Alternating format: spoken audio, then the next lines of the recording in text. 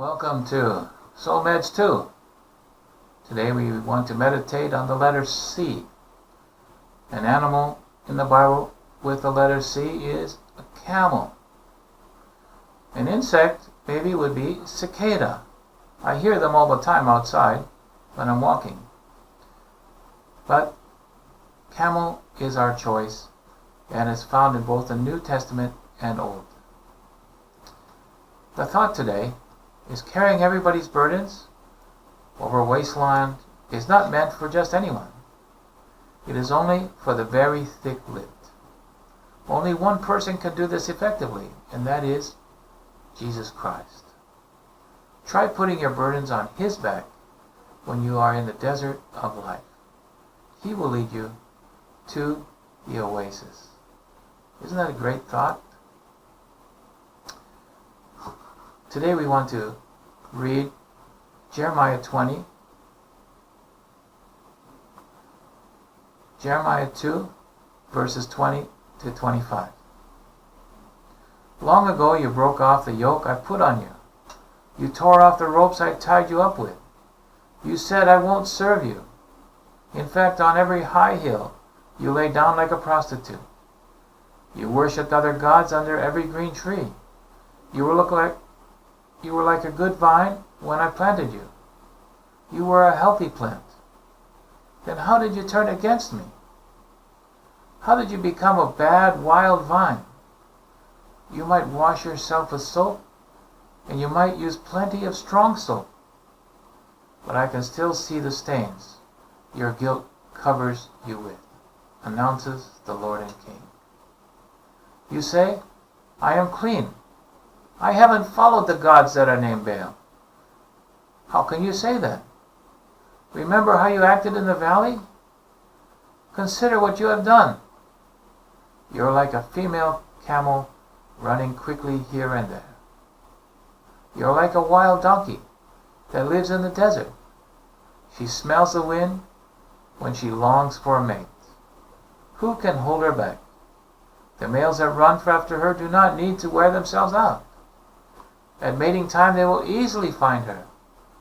Do not run after other gods until your sandals are worn out and your throat is dry.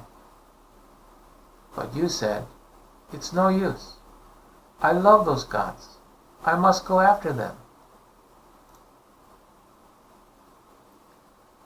Have you ever ridden a camel? They have them in zoos and can even be found on Jeju Island in South Korea. There's also a Camel brand cigarette, which represents this particular character, the Western man who wanted to be a little stubborn. There are two kinds of camels, 1 and 2 humps. One has 2 humps and common in Asia. The other is common in Africa and has 1. One is called a dromedary and the other a camel. Do you know which one is which? They are known for their very thick lips and eyelids. Their lips are so thick they can eat thorns. Thick eyelids protect the eyes in sandstorms. They are also very smelly and stubborn. What does the Bible say about the camel? In the Old Testament, there are a couple of references to the character of the camel. Leviticus, one book of the law or the Pentateuch, gives directions on what to eat.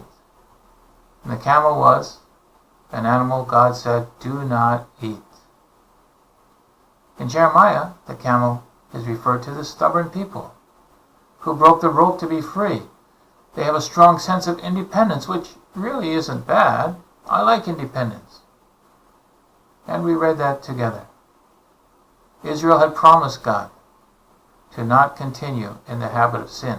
And they did that quite often.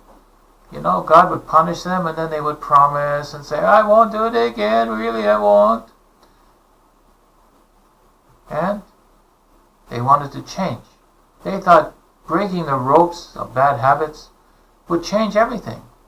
So if they just stopped doing something, maybe it would be okay.